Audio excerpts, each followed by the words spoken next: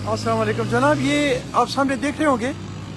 अटक में अड्डे की जो बैक साइड पे स्टेशन साइड पे जो बाईपास से गुजरा है छोटा सा, यहाँ पे डॉक्टर बशीर अहमद कियानी साहब और डॉक्टर शकील अहमद कियानी साहब, डॉक्टर मुजतबा अहमद कियानी साहब की जो क्लिनिक है, इसके सामने इस रोड पर ये आप देख रहे होंगे, यहाँ पे इन्होंने आज से तकरीबन 1 साल पहले पानी का कोई पाइपलाइन लगाने के लिए ये एक नाला इन्होंने खोदा हुआ, एक खड्डा खोदा हुआ था जो पूरा मेरा ख्याल है कि वो चर्च तक गया हुआ है और इसको तकरीबन 1 साल कंप्लीट हो गया है, लेकिन इसको इन्होंने फिर दोबारा फिलअप नहीं किया है।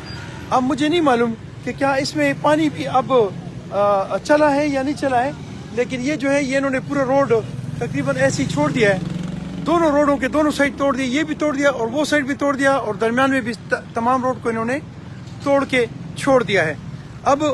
होना तो ये चाहिए, गवर्नमेंट के जो वो होते हैं, क्या उसे कहते हैं, डिपार्टमेंट्स होते हैं, उनका काम ये है कि जब आप किसी चीज़ को तोड़ते हैं पहले तो रोड्स वगैरह को तोड़ना चाहिए नहीं, क्योंकि जब ये बन रहे होते हैं, जब इसमें कोई इम्प्रूवमेंट हो रही होती है तो आपको चाहिए कि आप इसमें अपनी पाइपें, अपनी बिजली की लाइनें, अपनी गैस की लाइनें या सीवरेज की लाइनें जितनी भी हैं, आप एक दफ़ा उसमें बिछा लें ताकि दोबारा उसको काटना तोड़ना न पड़े। लेकिन चूंकि हमारे इदारे सोए हुए हैं और वो दूसरे कामों में बस मसरूफ़ हैं जो कि ज़रूरी नहीं है, तो उसकी वजह से उनको ये बार बार ये रोड्स तोड़ने पड़ते हैं। और तोड़ने के बाद